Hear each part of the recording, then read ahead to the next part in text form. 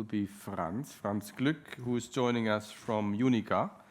For those of you who do not know, UNIQA is, I believe, the largest insurance company. I looked it up. It's amongst the largest. I guess it's the second largest insurance company in Austria. Some areas we are market leaders. You are the largest. We have quite some history with UNIQA. We've just gone through our second 5 years. So we're engaged with UNIQA and Franz for the last 5 years, and I think Franz is a great example of vision and a lot of persistence to actually implement this. Similar story to what we just heard from Eva. It takes a lot of change management to get this done, but once you're there, there's an incredible amount of benefits, and sometimes it's a bit hard to gauge when it actually takes off.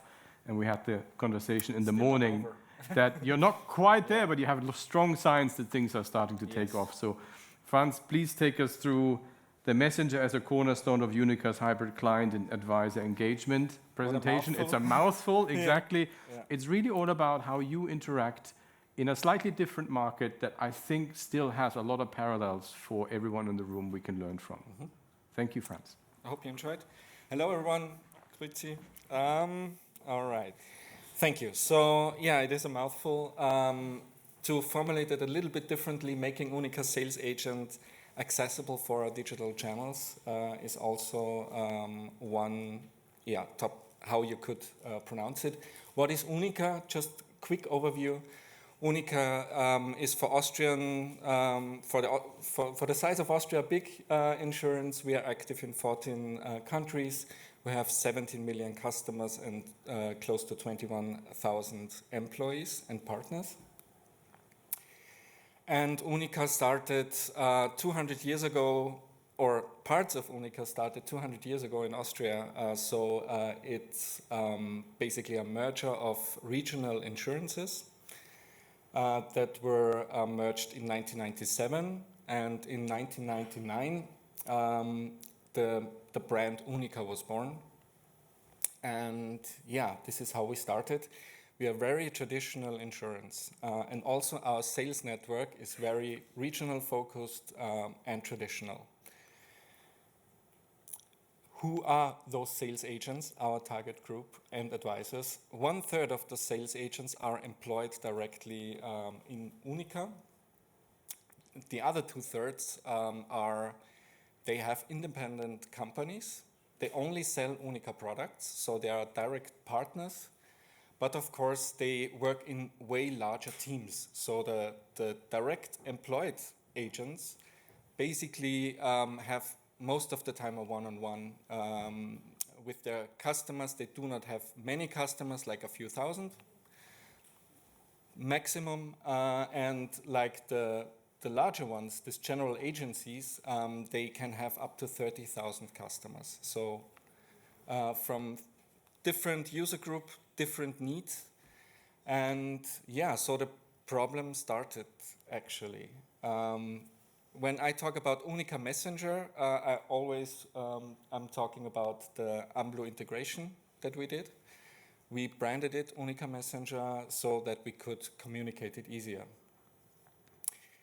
The overview of our current implementation. So we integrated the Messenger inside our own web and app. So we also have like a banking application. We have an app which is called My UNIQA, and the Messenger is integrated there. We have enabled the chats with customer service. You can see that the customer engagement with the channel is quite significant. It nearly doubled from 2023 to 2024, and this year we might crack the 100K conversation mark, which is really good for us because we see customers want to use it, and we were never shy and never hit any of the other contact options. So we always had the telephone and email there for the customer to choose, but customers choose more and more the Messenger. We also integrated the chat with the sales advisor. On the web page, we have online appointments for product advisory. We have live chat, And on the right side, you see, of course, it's the web agent view. I'm sorry, I also used the old wording. Not used to it yet. And we also made an app, the UNIQA Messenger app, to support the agent on the go. But this is just, very simple. You just can't write a new message. You just can react to a message of a customer. So how we went, basically how we got here, this is the journey basically. So we integrated Amblue in 2020, and we discovered very soon two major problems that we had. First, the sales agents are very traditional. They already have the channels they prefer. And normally they have a very strong relationship with their customers, so they can actually influence what and how the customers connect, So this was one part. The second part was, since we have a lot of legacy systems, it's not easy as in banks sometimes, where you have a one-to-one relationship between a customer and a sales agent. This is not true in our case. In our case, a sales agent can have multiple IDs, and behind those multiple IDs, there is basically the provisioning system was used for this. So, and still, we did not resolve this 100%. We found loopholes to make it work, but we made it also transparent to the organization that there is a missing link still to be fully digital and to make our sales agents fully digital. So in this first 2 years, actually, we just did research. We did some concepts. We started a discussion within the company, and we rolled out the customer service chat in our app and portal. When we grew in 2023, we actually had now a dedicated team for the Messenger integration. And so we could move along, and we had some ideas how to make it work. And first, the first idea was we start with an outbound use case, so that agents, as an opt-in, can get in touch with their customer. They can directly write in UCRM their customer. So this was the first UCRM integration. It was very simple. And also we made a small group of pioneers that tried it they tried it with us together, and we learned a lot from them, and so we could prepare in the last year, in 2024, we could make the regional rollout. So Vienna was the first region, and we made so this region could already get in touch with their customers. What we also did in the meantime, so a lot of work we put in to make Amblue and the Messenger easier to deal with for agents. For example, one thing is that we streamlined the wording inside the Messenger a lot. And we learned that from interviews with sales agents. So I give you one example. We don't close a conversation, we archive a conversation, because the agent can find the conversation in the archive later. And stuff like this, we try to make really a consistent wording over the whole product. In the second quarter, in 2024, we then made the Austrian go live. So all of the sales agents in Austria could get in touch with their customer. They had a template they could use, and the customer, when they logged in, saw, okay, hey, I'm here now, available for you, and also like a persistent conversation, they could chat. In the meantime, of course, we learned a lot from those first stages. We made another UCRM integration, phase 2, which is way more extensive and covered those use cases, which we learned, were really important to the sales agents. And always, so we had always research as a strong partner within our department, and the UX guys, of course, and my team. So it was really great, and we learned a lot. And in 2025, we could leverage that. So every agent that participated, and there are still, new agents on a daily basis who want to try it out. Every agent that uses the messenger is available now for inbound messaging in our front ends. So we don't create a persistent conversation upon login, because we can't really, due to the issues that we have, but we can check if the sales agent is inside the messenger, and then we can show the option, and I will show you how that looks like. So this is the messenger inbound. Be visible for your customer. This was also one of the key messages to the sales agents. So this is the redesigned, in my UNIQA, the redesigned contact section that you see on the left. You have entry points to your active conversations or the updated conversations, even if they are archived. And then you have, you can, for example, if a sales agent is not connected to the messenger, you have the email link still. You can click on that, and then an email opens. Or, in this case, like Maria is available in the messenger. She's also available with a picture, because we use the profile picture to fetch into our front end. And you can click on new conversation, start a new conversation, and then you actually are directly connected to your sales agent. This is how the process works. And we also use assistants. So this was a great feature, to be honest, to be rolled out. We had a trick with the deputy management before, but assistant feature is way better because it's retroactive. So this was an awesome change for us. So the customer writes. Everyone in the team of Maria will get informed by an email if they open the conversation and answer it. Everything is fine. If not, we have also an escalation. And after some time, a central team gets that escalation, gets in touch with the agents, and then, of course, hopefully the customer will soon receive an answer.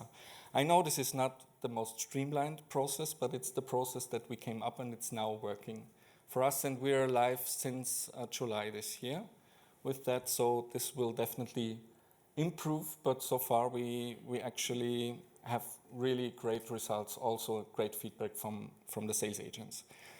For us, a messenger was never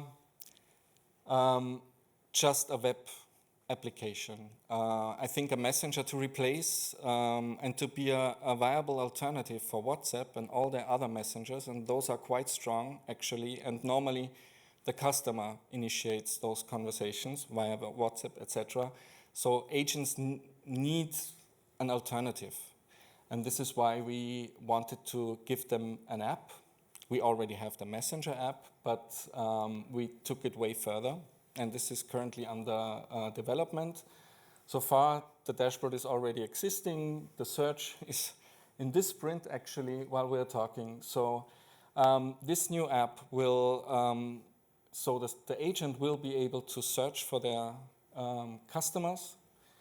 You see information of your customer in that app, and you can, of course, create a new conversation with that customer. And we have a lot of ideas, and sales agents had a lot of ideas, of course, what they would use on the go and what they need on the go. So those are the things that we are focusing on, and hopefully we roll out this MVP this year. And there are a lot of features that will come, hopefully, next year.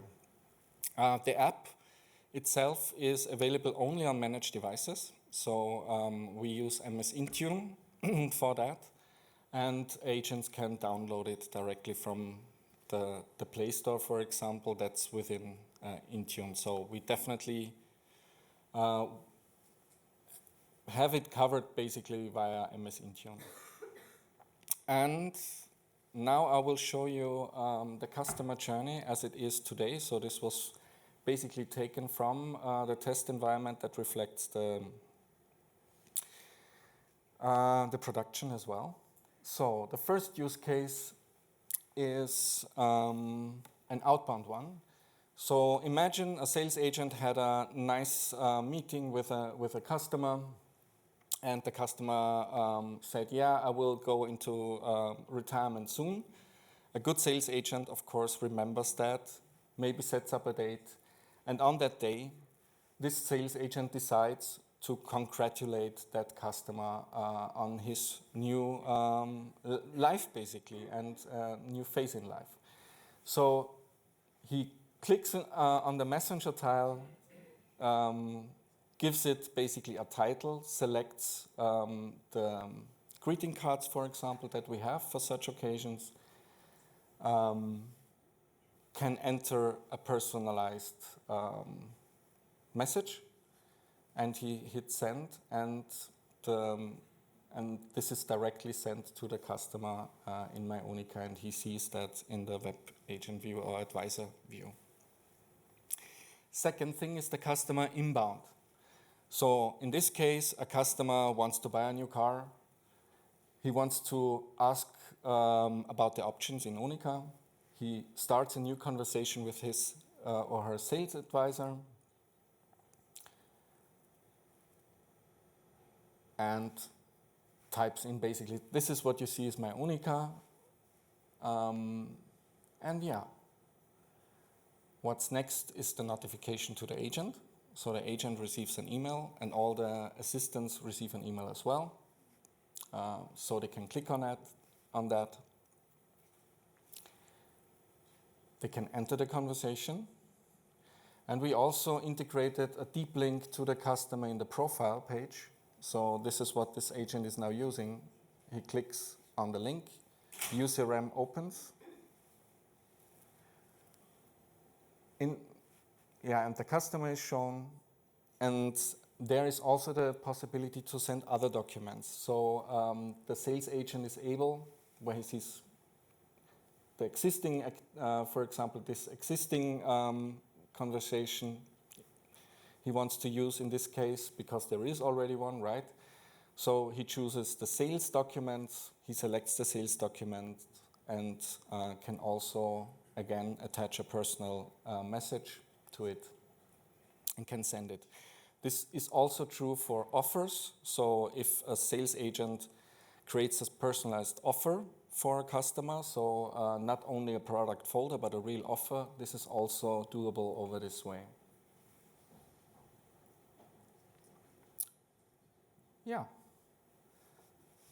So this is, at the moment, our user journey. And maybe a few notes about our setup. So we started in UNIQA as like a startup. So we're not in the big IT where we were a small group. We only had 2 solution teams. We started with Backbase as a platform. And we were really slow in developing that way. So our developers came up with the idea to create our own framework. So we did that. We call it UNext. It's basically Angular and Ionic for the app. And we were able to rebuild the whole app, rebuild the whole portal pretty quickly. And we were going from, and as you can see, those are the latest reviews, the last 13 months. I think we have a great average, so our customers do like the product a lot. And when we started, it was like 1 week, it took us 1 week to release something. Now, if we have good weeks, we release 4 user stories a day. And this is just the 5 teams that work on my UNIQA. As you can see, we now expanded this year even further, so we have also the online sales now on board. And yeah, I think we will speed up the process and hopefully deliver more value to our customers quicker. And also with the help of Amblu, I think elevate my UNIQA not only as a customer self-service platform, it will be a sales platform as well, but it's also a communication platform. And that was basically our vision. What are the next steps? We're also actively working on a claim raising use case using conversational AI. And we're using Unblue for that. Why? Because it just makes sense for us to have that fallback to a sales agent, to an agent. So whenever something goes wrong, we still can, have that exit and can transfer this conversation to an agent. But also, after the claim is raised, sometimes there are small questions from the claim department, etc. Now we have a vehicle where those questions can be really handled seamlessly. Even if you're using a form, there needs sometimes an additional channel of contact, right? You receive the form, you see, okay, something is missing, I need to get in touch with that customer. Using this would, remove that need to use a different channel. You can actually use the messenger. And MUCA, so this my UNIQA companion app that we're building, we have a lot of use cases that we're also focusing on. And I think that's it.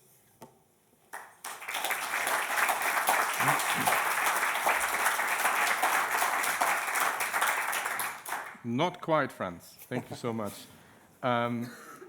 Franz and the UNIQA team, they're really quite peculiar for us in the sense that I remember that when you started out, we were all panicking on, hey, the UNIQA project, I know Kai is here, one of our most senior solution architects in the room. And he typically goes back and says, no, they're not doing anything. They haven't asked a question. And then we went back to UNIQA and said, well, how do you actually work? And Franz came back and said, no, we read your documentation, we gave it to our mobile developers, and we got the SDK, and it was all pretty clear. And we had the odd question to support, but other than that, we're fine. So it's not everyone is blessed with an IT team like you have. So we have actually both sides. We have where we deliver a lot of services to the clients. We also have Franz, luckily, who is a little bit of the proof point that we put a lot of effort into being extremely transparent on how the software actually works. Doesn't stop him from the odd reverse engineering. He does that too.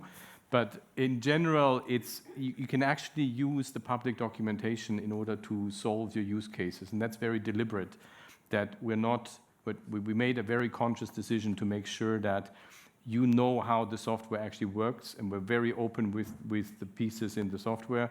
It's one of the things that I keep on telling our CTOs in the back when they think that there's a certain functionality that they can just switch off because they think no one uses it. Very quickly, we realize that people are actually using them. So if it's in the documentation, we have clients like you. We are also using some of the stuff which are not part of your, main, I would say. So yeah, please don't turn it off. No.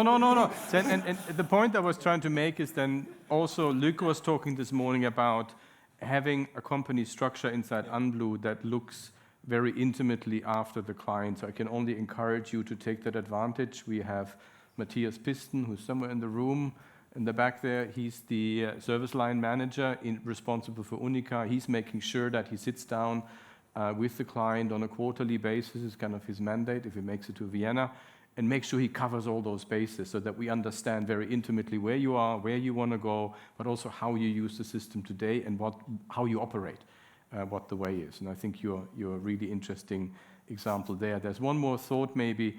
Franz had to spend a lot of time building all of those integrations to their CRM systems and their core systems in the insurance industry. One of our big thrusts, and you have Avaloq here and you have Wealth Dynamics here, is to work with partners in the industry and create that out of the box.